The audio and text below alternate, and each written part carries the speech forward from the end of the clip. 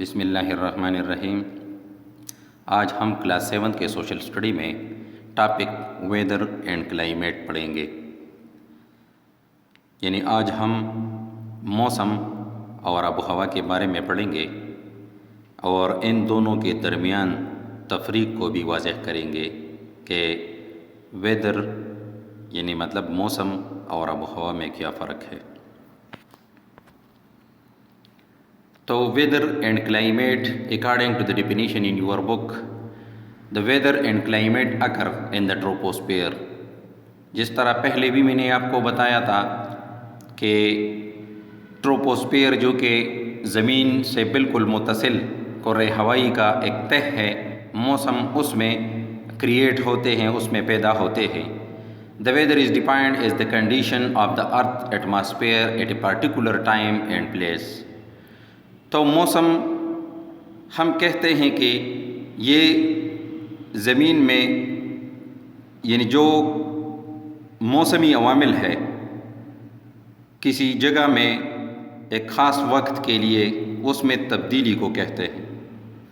These conditions are temperature, precipitation, air pressure, humidity and wind. کہتے ہیں کہ یہ عوامل کون کون سے ہیں؟ درجہ حرارت ہے، عمل ترشح ہے، ہوا کا دباؤ ہے اور ہیومیڈیٹی ہے اور ہوا ہے۔ اس کے برعکس the climate is average weather condition of a particular region for a longer period time, usually more than 30 years. اور انہی عوامل میں اگر زیادہ لمبے عرصے کے لیے اس کی کیفیت میں چینجز رونما ہو جائیں تو پھر اس کو ہم کلائمیٹ کہتے ہیں۔ تو let us discuss it in detail that what is the difference between weather and climate. کرۂ ہوائی کی طبی خصوصیات کے مطالعے کو علم موسمیات یعنی میٹرالوجی کہتے ہیں۔ تو اس میں درجہ حرارت کی کیفیت، ہوا میں نمی کا تناسب، بادلوں اور بارشوں کی صورتحال اور ہوا کی رفتار، دباؤ اور سمت کا مطالعہ جو ہے وہ خاص اہمیت کے حامل ہے۔ تو ویدر کیا ہے؟ کہتے ہیں کہ کسی جگہ میں مختصر وقت کے لیے ان عوامل کی کیفیت کو وہاں کا موسم کہتے ہیں، جس کا پہلے میں نے ذکر کیا کہ وہ کون سے عوامل ہیں۔ تو اس میں درجہ حرارت، ہوا میں نمی، بادل، بارش اور ہوا کی رفتار، دباؤ اور سمت، یہ وہ عوامل ہیں جس میں اگر ایک خاص علاقے میں تھوڑے سے عرصے کے لیے چینجز رونما ہو جائیں تو اس کو ہم ویدر کہیں گے۔ لیکن اس کے برعکس جب ان عوامل کی کیفیت میں لمبے عرصے یعنی سالوں کے لحاظ سے دیکھا جائے تو اس کو آب و ہوا کہتے ہیں، یعنی کسی مقام یا علاقے کے سالانہ درجہ حرارت، ہوا میں نمی، سالانہ بارش وغیرہ کا کئی سالوں کا اوسط نکالنے سے جو کیفیت متعین ہوتی ہے اس کو آب و ہوا کہتے ہیں۔ یعنی یہ جو عوامل ڈسکس ہوئے ہیں جس میں ہوا کی نمی بھی ہے، بادل، بارشیں، درجہ حرارت، ہوا کے دباؤ اور رفتار، اگر انہی عوامل میں کسی خاص علاقے میں بہت لمبے عرصے کے لیے، زیادہ سے زیادہ تقریباً 30 سال کے عرصے کے لیے اگر اس میں تبدیلی آ جائیں، اس میں چینجز جو ہے وہ اکر ہو جائیں تو اس کو پھر ہم کلائمیٹ کہتے ہیں۔ اس کے بعد ڈسکس کریں گے کہ کلائمیٹ چینج کیوں آتا ہے، یعنی مطلب واٹ از کلائمیٹ چینج۔ تو کہتے ہیں کہ the climate of the earth has been constantly changing over time. دنیا کی آب و ہوا جو ہے وہ وقت گزرنے کے ساتھ ساتھ مستقل طور پہ تبدیل ہوتی رہتی ہے۔ Climate change refers to the long term change in average weather condition of the earth or a region. ایک خاص علاقے یا زمین کے کسی خاص ٹکڑے میں جو عوامل ہم نے اوپر ذکر کیے، یعنی ہوا کا دباؤ، درجہ حرارت، ہوا کا سمت، بارشیں اور بادل، انہی عوامل میں اگر ایک خاص یعنی بہت زیادہ لمبے عرصے کے لیے چینجز آ جائیں تو پھر وہاں پہ کلائمیٹک چینجز جو ہے وہ رونما ہوتے ہیں۔ The time period of changes ranges from decades to million of years. اور ان تبدیلی کے لیے یعنی مطلب زیادہ سے زیادہ 10 سال اور اس سے کہیں زیادہ یعنی مطلب لاکھوں سال جو ہے اس کے لیے، اس تبدیلی کے لیے درکار ہوتے ہیں۔ یعنی مطلب یہ چینجز جب رونما ہوتے ہیں تو کم سے کم 10 سال اور زیادہ سے زیادہ لاکھوں سال جو ہے وہ اس کے لیے درکار ہوتے ہیں۔ Our earth has experienced many ice ages which are prominent example of climate change.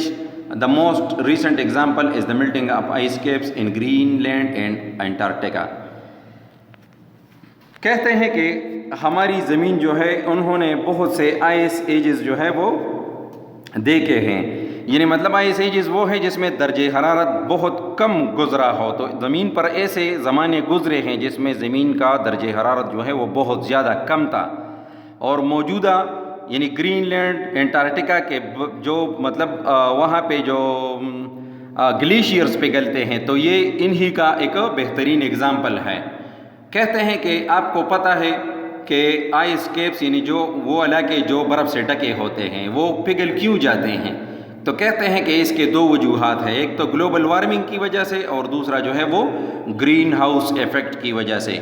یعنی مطلب یہ کہ زمین پھر گرم ہو رہی ہے اور پھر اس میں گلیشیئرز پگھلتے ہیں تو یہ it is due to the global warming and the greenhouse effect جس میں سورج کی حرارت جو ہے وہ کرۂ ہوائی میں جذب ہو کے رہ جاتی ہے جس کی وجہ سے زمین پر گرمی کی شدت میں جو ہے وہ اضافہ ہوتا ہے.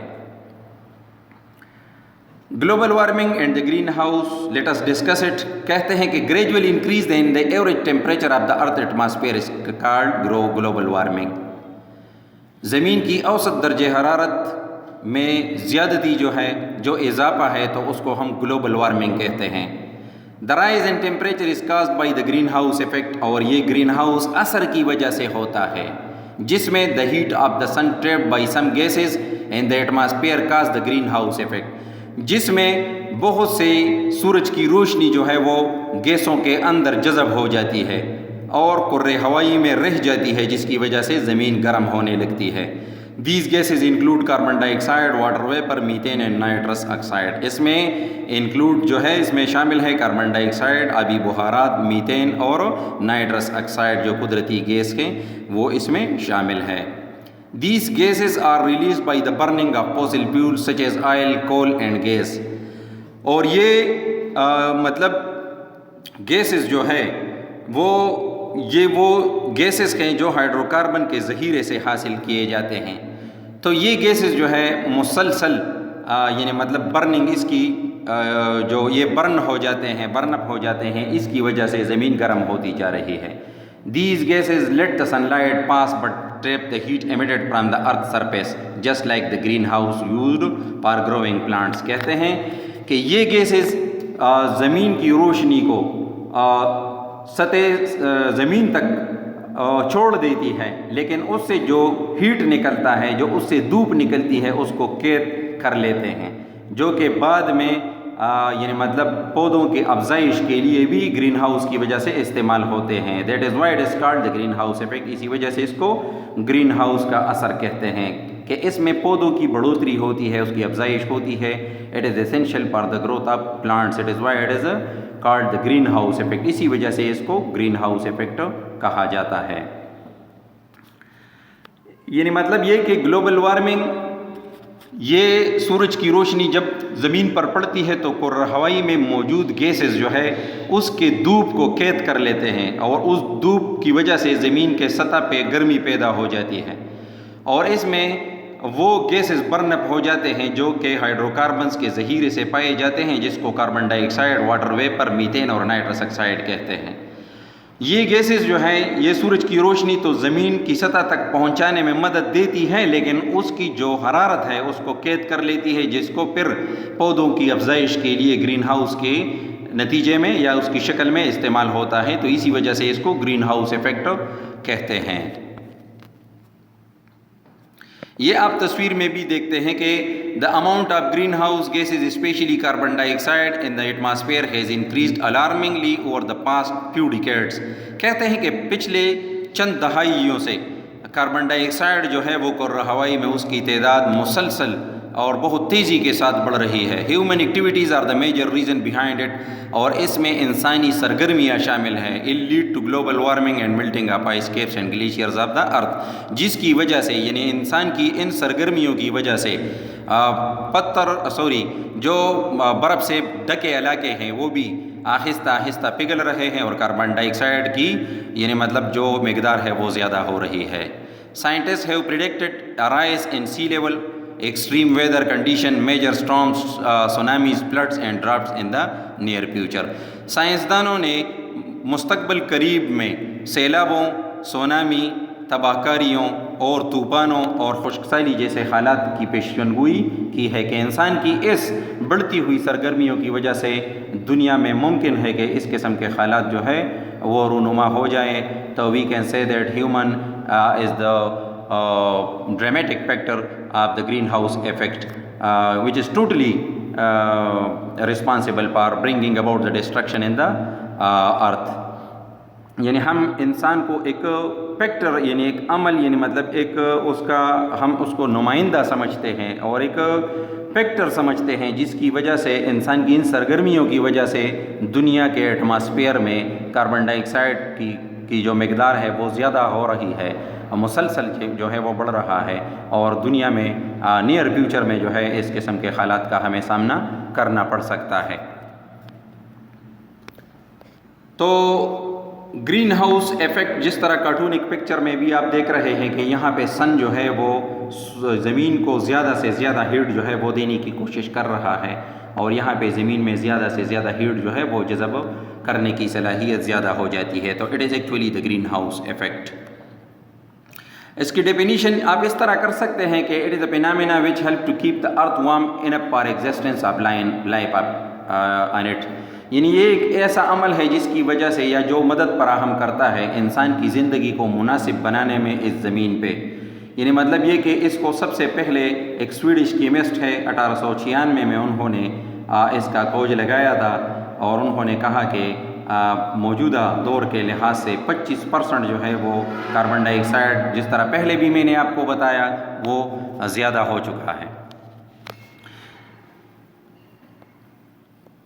دیکھو آپ اس کارٹونک پکچر میں بھی دیکھ سکتے ہیں کہ جو سورج سے نکلنے والی شعاعیں ہیں تو وہ یہاں پہ زمین کے اوپر جو کرۂ ہوائی کی تہ ہے لیئر سٹرکچر ہے جو جس کا پہلے بھی میں نے آپ کو ذکر کیا تھا تو یہ تو سورج سے زمین کی سطح پر روشنی تو پہنچ جاتی ہے لیکن ریفلیکٹ بیک بہت کم ہوتی ہے.